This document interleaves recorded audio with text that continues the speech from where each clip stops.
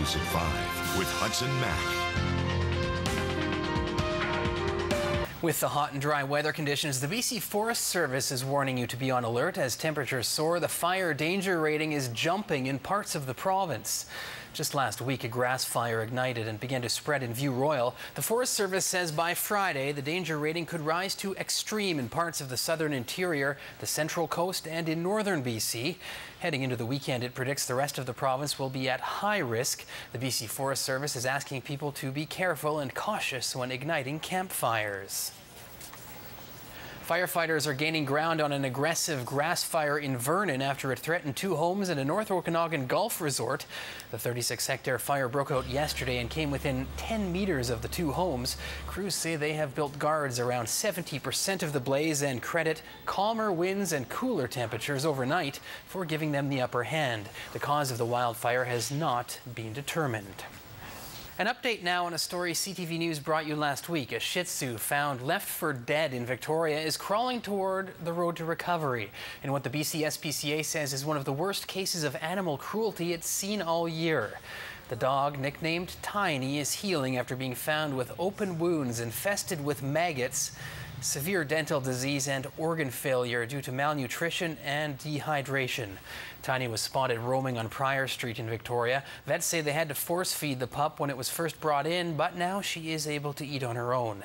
It's a sign, they say, she is slowly getting better. I mean, there's been force feeding, there's been sub-Q fluids, there's been keeping her on a heating pad, making sure that we carry her everywhere so she doesn't, wear out too much, and sloughing off that dead skin, which is just disgusting. I mean, all those kinds of things that are happening to her, it's been awful, but she's still with us.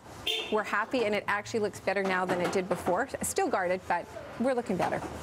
Tiny still remains in around-the-clock care. The SPCA is gathering information and expects animal cruelty charges to be laid against the owners. If convicted, they face up to 5 years in jail, a maximum $75,000 fine, and a ban on owning animals. A young Victoria man's journey has reached the end of its cycle. Sean Jacklin arrived in St. John's, Newfoundland today after pedaling 7,500 kilometers across Canada. Jacklin set out on the journey from Mile Zero in June to help raise money and awareness for the Victoria Hospice. He raised $5,000 on the Cycle of Life tour. The hospice says the money will cover some of its operating costs and help others reaching the end of their life cycle. Really, it could go to a number of things, such as our palliative response team. It could go towards helping fund our 17-bed inpatient unit, or just a number of different areas. Only 50% of hospice's funds are actually supplied by the provincial government, so the rest has to come from fundraising events like this. The Victoria Hospice says it costs more than $7 million a year to operate the facility. Half of its costs are covered by the Vancouver Island Health Authority, but the other half comes from donations from the community. Last year, Graham Robertson did the first Cycle of Life tour, riding from Anchorage, Alaska to Victoria, raising $13,000 for the hospice. The Duke of Edinburgh, Prince Philip, was admitted to a hospital in Scotland today with a recurrence of the bladder infection he suffered from earlier this summer. Buckingham Palace says he will likely stay in hospital for a few days. He's been admitted to the Royal Aberdeen Infirmary in Aberdeen, Scotland for precautionary measures. Before being taken to the hospital, he was staying with Her Majesty the Queen at Balmoral Castle in Scotland.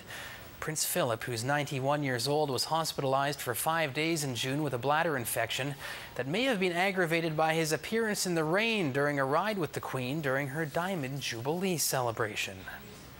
The city of Port Alberni is making a major real estate acquisition, one it says will help position it as the city of the century. Port Alberni has made a deal with Catalyst Paper to purchase the company's wastewater treatment facility and some additional land. The mayor says wastewater treatment capacity is a key factor in growth and development, and he wants to make sure Port Alberni has the infrastructure in place to handle the growth he's expecting. We're working toward the future and trying to facilitate development of our port as an importer and exporter of international goods, and we're trying to develop our infrastructure so that we can grow over the next century and accommodate growth. The land purchase will allow Port Alberni to reroute industrial traffic, which will lead to better development of business and residential areas. The agreement is valued at $5.75 million. A group of young students is returning to the classroom early to get a lesson in healthy habits.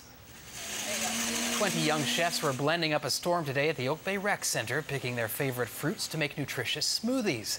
The Thrifty Foods Young Chef program is teaching kids how to read recipes and cook while making healthy food choices. A registered dietitian was on hand and says it's important kids pick up good eating habits while they're young.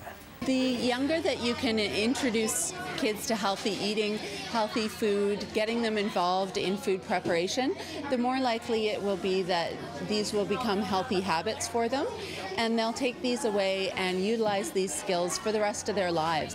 What did you put in your smoothie? Raspberries, blueberry, strawberry, blackberry, milk, yogurt, and dragon fruit. Have you had dragon fruit before? Yeah, no.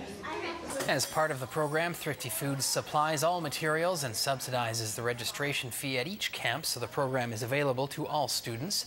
If you'd like more information on the program, go to thriftyfoods.com. Two Nanaimo families are going to have a new roof over their heads. They're getting a hand up from Habitat for Humanity. The Graham family and the Sachin family will be next-door neighbors inside a new duplex built by volunteers, supervised by experienced tradespeople. The two families who have demonstrated a financial need will contribute 500 hours of sweat equity helping out at the site, volunteering at the Habitat for Humanity Restore or at other local charities. Once they move in, they'll begin paying off their interest-free Habitat mortgage. So the family saves probably about $200,000 on a project like this in the lifetime of their mortgage because it's an interest-free mortgage. Habitat for Humanity carries the mortgage itself, and as well the future operating costs of the homes are going to be less because everything is energy efficient in the home. The two families are very thankful for the volunteers helping them out, as well as the opportunity to own their own home, and say they can't wait to move in. Habitat is hoping to raise $50,000 from the community to help pay for the build.